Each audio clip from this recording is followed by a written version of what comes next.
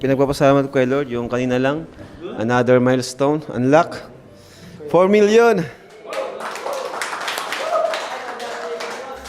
4 million followers sa Facebook page. So, naunahan na niya yung YouTube natin. Pero, mas solid pa rin talaga ang YouTube. So, saan sa? 4 years ago, parang nangangarap. 4 years ago. Thank you kay Lord. Grabe. Binayaan tayo ng ganun na followers and community na yun, pinagkatiwala sa atin. So, dapat maging medyo nakaka-pressure lang din. Siyempre, at maging responsible tayo sa lahat ng ginagawa natin kasi nakikita tayo online. Kaya yun, dapat maging best example tayo bilang isang good influencer and siyempre, follower ni Christ, di ba? Kaya thank you kay Pastor AR bilang mentor natin sa ating pagdating sa spiritual life natin. Laking bagay po talaga. So, yun, isa pa yung kagaya ng pinagpapasalamat din ni David, yung pagbabasa ng Bible. Laking tulong. Yun, sa pagbabasa ko ng Bible, ang dami kong natututunan. Minsan, di ko na lang namamalayan na natatanim na siya sa isip ko. Hindi ko namamalayan. Natatandaan ko. Random days.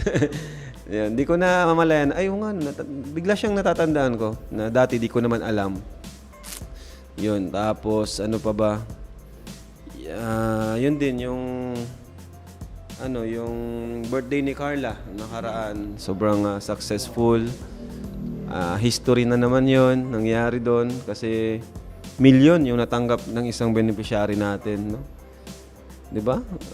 Isang simpleng beneficiary natin nakatanggap ng milyon sa kanyang birthday.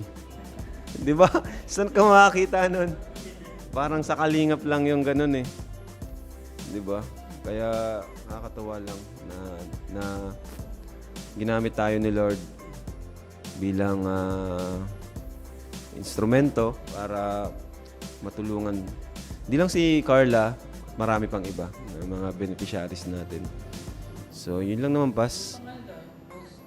Ay. Nagreklamo nga si Kuya Tats, bakit daw wala siya doon. Ipalit na lang ako doon. Kuya Tats, ipalit ka na lang. Kung 1 million yan, pag-bilhin ko. 1 million siya.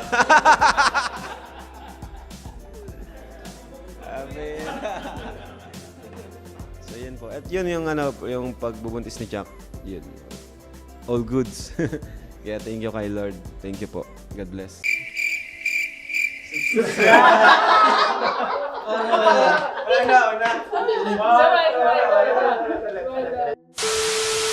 Please Subscribe! YouTuber. Salamat po sa inyo. Thank you.